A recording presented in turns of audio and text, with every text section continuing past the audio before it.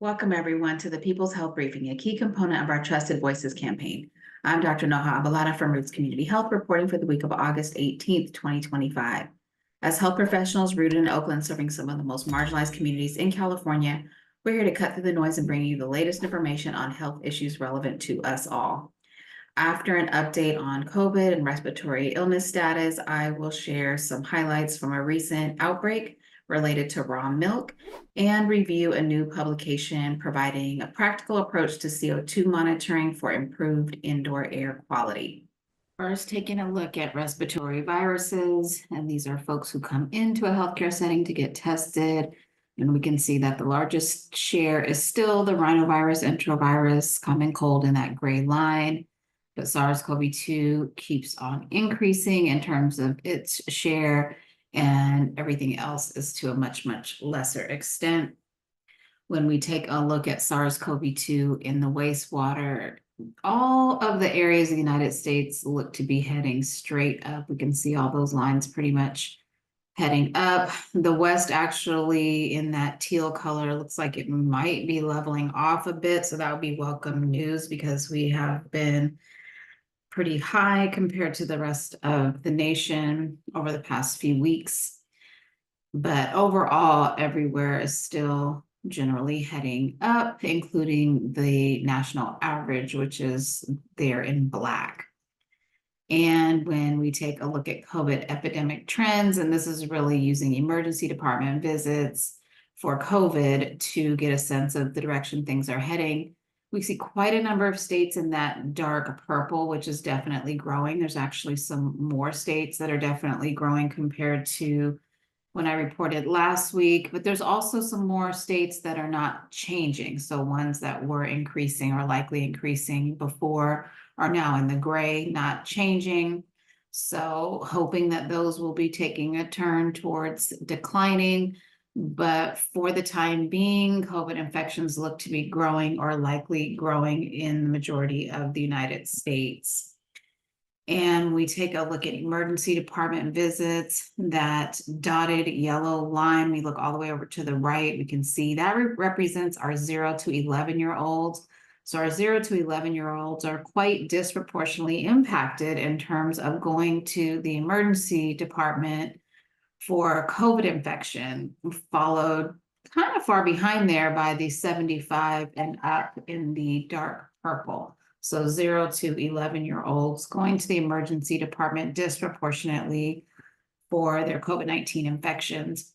Hospitalizations continue kind of creeping up, and this varies considerably depending on what state you're in. So you can take a look at the link in the post if this is something you're interested in. But definitely we can see the orange line there with COVID hospitalizations are continuing to tick up. And in terms of deaths for the week ending July 19th, there were 167 deaths. So you can see those kind of last 7 blue bars have just been going up and down. And that's ever since we crossed below the 200 deaths per week. We've just been kind of going up and down. So hard to say at this point whether we're increasing or whether this is just sort of within the range of error here, but we have remained below 200 deaths per week since early June. So we'll continue to keep an eye on this as we see that emergency department and hospitalizations have increased to see what impact that will have on this later indicator of COVID deaths. Now I want to take a moment to report on a recent advisory from the Florida Department of Health regarding raw milk or unpasteurized milk. The advisory notes that raw milk can contain disease-causing bacteria such as Campylobacter, E. coli, Listeria, and Salmonella. The advisory coming from the Florida Health Department is interesting in that it states that many people consume raw milk safely and that recent severe cases of both Campylobacter and E. coli have led to concerns about a particular farm selling raw milk. So now that there have been 21 cases, 6 of them in children under the age of 10, and 7 of them resulting in hospitalization, including severe complications in at least 2 cases, now they have concerns about a farm. And I say that because the fact is that we know that unpasteurized milk is inherently dangerous. Concerns for human consumption exist, period, irrespective of the farm, if the milk is not pasteurized. The advisory ends by saying that Floridians are encouraged to use this information to make informed decisions about their health and sources of raw milk should they choose to consume it. So this is certainly a departure from what we're accustomed to from health departments, which is usually much more direct and clear about not only the risks of a particular behavior, but also any benefits if they do exist, as well as safe alternatives. Instead of doing this, the advisory says that consumers have reported benefits of raw milk consumption, including better taste and protective effects for asthma and allergies. This is concerning, especially since these so-called protective effects are not conclusively proven by any kind of evidence. And at best, you can find some correlation, not causation. So I find it concerning that the advisory seems to be trying to also solely blame the producer of the milk, when the fact of the matter is, if you don't pasteurize milk, you can expect there to be bacteria there, and many of those can be harmful. The situation also highlights a legal loophole in Florida that allows raw milk to be sold as pet food, which avoids the regulations that would apply if it were sold for human consumption. And so the muted response we're getting from the state health department and from US health leaders seems to be a reflection of a political philosophy that prioritizes individual freedom and market choice over a more fact-based approach to public health. And this is in sharp contrast to the kind of strong, unequivocal warnings we normally expect to see, like from the CDC or from public health officials. The situation in Florida, I think, demonstrates how intertwined the raw milk debate is with broader political ideologies about the role of government, especially as it relates to public health. Now, in connection with this outbreak, a woman has recently sued the dairy farm, stating that not only did her toddler become critically ill, but so did she, resulting in the tragic loss of her unborn child. She states that she was not aware of the potential dangers, and that while there was a label on the milk that said it was for animal consumption, not human consumption, she was told that this was simply a technical requirement in order to sell farm milk. Unfortunately, her toddler got quite sick, had to have surgery, was treated for possible hemolytic uremic syndrome, HUS. HUS is a severe condition that can lead to kidney failure and something called hemolysis, which is when the red blood cells break down prematurely and can result in severe anemia, among other things. I found it quite curious that the advisory from the Florida Health Department, despite otherwise being very much geared towards the public, without much sound health information, chose to use the word hemolysis without defining it, and just said it's of particular concern for children. A good health advisory would have defined this medical term in simple language so the public could understand the severity of the threat. And this is worrisome, because the whole advisory is basically light on actual advice that is accessible or useful for the public to protect its own health. So it'll be interesting to see how the lawsuit goes, because it does seem like this is the direction we're going in general, where we have less access to good information, more minimizing of serious threats, and seemingly erring on the side of under-informing people and taking less responsibility for protecting them. So this will get sorted out through the court system, which sadly only happens after the damage is already done. So perhaps in a future briefing, I'll go over the purported benefits of raw milk, which, as I mentioned, at best, we've seen some correlation, nothing conclusive whatsoever. But in the meantime, for those who are interested in any potential immune system benefits of raw milk, consuming probiotics is a much safer, scientifically backed alternative.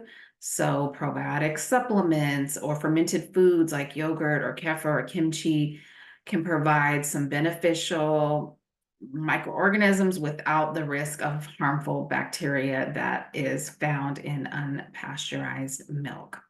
Now I want to change gears to talk about a recent study regarding CO2 monitoring published in a journal called Energy and Buildings, which is a new one for me, but very pertinent to something we talk about often here, which is improving indoor air quality.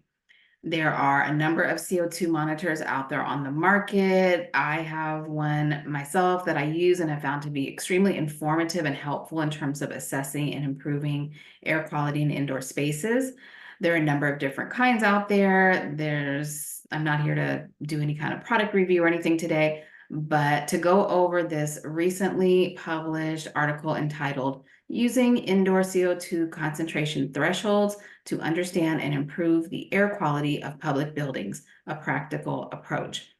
And I really like this study because it helps take something that's otherwise pretty complicated and connect it to some actionable solutions to improve indoor air quality. And this is something I think can be helpful on an individual level just to assess the places that you normally spend time. But definitely if you're responsible for buildings or rooms or offices or venues, this is something I definitely recommend looking into, as it will help you improve safety within the spaces you're responsible for. So I've gone over CO2 many times here on the briefing and CO2 monitoring, but briefly, we look at CO2 as a pretty good way to assess the risk of airborne infection in indoor spaces. And that's because CO2 is produced by humans and infections are breathed out by humans. So the level of CO2 within a space gives a pretty good indication of whether the space is properly ventilated and then whether there's a risk of transmitting infections if they're present in the room. And we can achieve ventilation in a space through mechanical means like HVAC systems. And then there's also natural ventilation like windows and doors. There have been a number of different studies that have pointed to a threshold of CO2 that we would like to stay below. And that is 800 ppm or 800 parts per million of CO2. And if you're interested in all those different studies, the introduction has a number of different references and different types of evidence that go way back before the pandemic, and all have pretty much pointed to 800 being a good threshold.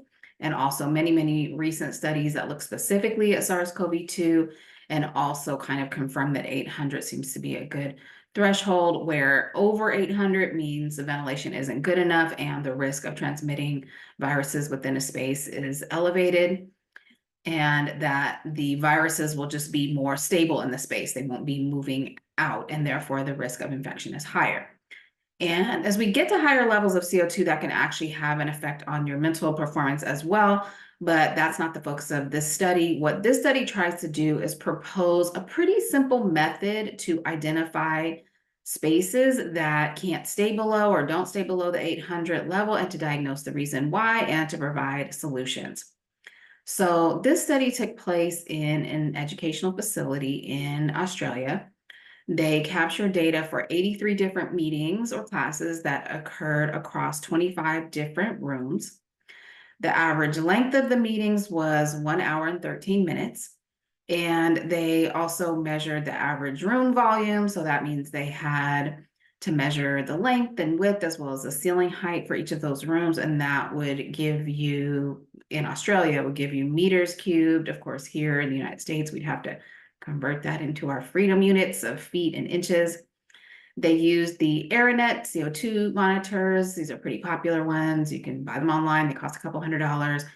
They place them as close to the breathing zone as possible. So this is important. You don't want to place them too high or too low, but as close to where people are breathing as possible.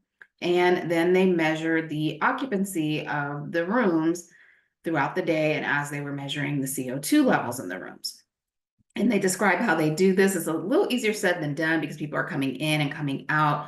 And so depending on what kind of room and what kind of meetings they were having, they were able to measure the occupancy, and then they got the information about the floor area as well as what kind of ventilation is being used in each of those rooms. So there's a lot of detail and nuance here, but in a nutshell, what they did was determine the maximum CO2 that was reached during each meeting. And then they determined the relationship of the CO2 levels to the occupancy in the room. So how many people were in the room. And what they tried to figure out there was what they call the steady state. So in general, it took 25 to 35 minutes into the meeting with all the occupants being there in the space before they would reach the steady state of carbon dioxide. So there's a lot of graphing and plotting and math here I'm not going to get into, but if that's of interest, the link to the articles in the post. There was also a lot of detail about different types of spaces, so different floor plans, space with a kitchenette and lockers and people coming in and out. And obviously, those are a lot more complicated than just a classroom or an office, but they did go through some of these details and even talked about some of the interventions and experiments they tried, like putting a fan in the more complex space to try to reach a steady state more quickly. And so if you're interested in all of those kind of details, check out the article. But ultimately, what they were able to do was figure out how many occupants for a given space would lead to the CO2 going over 800. And they kind of coined a term, it seems, called OC800, which is the occupants per square meter that will give you 800 or more ppm of CO2. So this was basically a way of coming up with a recommended occupancy limit for the room, which of course was oftentimes different than the occupancy limits you might see posted, like for fire safety or other building safety reasons. So what they were able to also do is figure out what intervention to use when the CO2 level got over 800. So this could mean increasing the air changes on the ventilation or notifying building management so they could come check to make sure the unit is functioning properly and so forth. But basically they could say that this is the limit of the number of people who should be in the room so that we can stay below 800 in normal circumstances. And in this study, they only looked at spaces that were ventilated by HVAC, but the same could be applied in spaces that have natural ventilation where you could then intervene, let's say by opening up windows or doors. And in their setting, what they basically ended up doing was coming up with occupancy limits for each room, and then also being in regular communication with their facilities people in case the CO2 became a cause of concern. So of course, there were a number of limitations, but probably the main one from a practical standpoint is that if you're relying on recirculated air, like HEPA filtration units, then this isn't going to be a reliable method because in that case, you're not actually exchanging air. But I will take this moment to remind us that CO2 itself is problematic. I did a whole briefing on this, reviewing a great study about this that showed that when CO2 levels are high, it actually helps SARS-CoV-2 particles be more stable in the air, meaning that even if you're filtering the air through like HEPA filtration units, that CO2 will continue to accumulate, and the CO2 accumulation itself actually increases the risk when it comes to SARS-CoV-2. So even if you're filtering SARS-CoV-2 particles, that is still something to keep in mind. So that's a little bit of a side note, but if you're interested in looking at that, I've linked the prior briefing in the post as well. Other limitations have to do with the fact that, like I mentioned, you needed about a half an hour to reach a steady state. So if you've got meetings that are shorter, you've got people in and out of the space, or if you have complex spaces, then all of this becomes a little bit less predictive or reliable. Lastly, the study would probably need to be done on naturally ventilated spaces to get a better sense of how it could be applied in those scenarios. It does seem like the same principles could be applied here, but you would just have to measure with all those different variables, like opening one window, 3 windows, 5 windows, a window and a door, and so forth to see how that might impact your CO2. It wouldn't be as simple as, for example, just doubling your air exchanges on your HVAC unit. But the authors concluded that based on their experience using CO2 thresholds to explore air quality, that this should really be a more widespread approach. And I agree. They suggest some guidelines, which are in box 1 towards the end of the article. And here are the main points from box 1. If you're interested in the guidelines, I would suggest you take a look at the article, the box 1 in the article, because it does have a lot more detail. But in a nutshell, they recommend monitoring indoor CO2 concentrations. Ideally, this would be linked to your facilities department or your building management so that they could see the data regularly and act on it if it was out of range. Figure out the relationship between occupancy and CO2 concentration in the room. So this is really critical. Once you figure this out, impose occupancy limits to the given space. Then if you can calculate this OC800 for each space, which is basically a way to express that relationship between the occupancy, the CO2 levels, and the size of the room, and then adjust the ventilation accordingly. And then after you've done all of this, continue tracking CO2 concentration over time. And then if it goes over the threshold, especially if you're below the occupancy capacity, but you go over the 800 anyway, that would be a cause to check for faults or breakdowns in the system. The authors talk about a number of ways in which this could be much more sophisticated. For example, systems that could automatically turn on in response to high CO2, like a demand-controlled ventilation system. That sounds great. They also talked about AI-driven methods and thermal imaging, or basically any way of automating the occupancy monitoring instead of having to count the number of people in the room, for example. And all of this could help with larger and more powerful sets of data and help us get more insight into how we can improve air quality, especially in more complex spaces. But for your simple offices and classrooms in particular, I found this article to be very enlightening, and I would recommend reviewing it if this is something you might be in a position to act upon. In the meantime, remember that gathering outdoors is almost always safer than indoors, not foolproof, but still safer with all that natural ventilation happening. And when you're indoors, knowing how to improve indoor ventilation for your particular space is really critical. And this is something, again, we can learn more about by monitoring CO2 in the space under different conditions with different occupancy and so on. And if you are in an indoor crowded space, you don't know if it's well ventilated, you don't know who does or doesn't have a contagious illness, and especially like right now when we know that COVID cases are on the rise, and especially if you know the space is not well ventilated, your best bet by far is going to be to wear a high quality filtration mask that is well fitted. And remember, what we're ultimately trying to do is avoid infection and reinfection, because every infection is an opportunity for being sick, missing school, missing work, having a bad outcome in the acute infection, or having post-infectious issues, or transmitting it to those around us.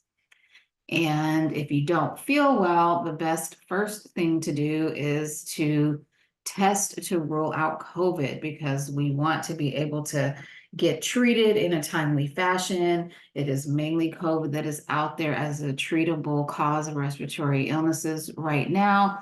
And we want to prevent spreading it to others. And we also want to reduce the risk of a bad outcome.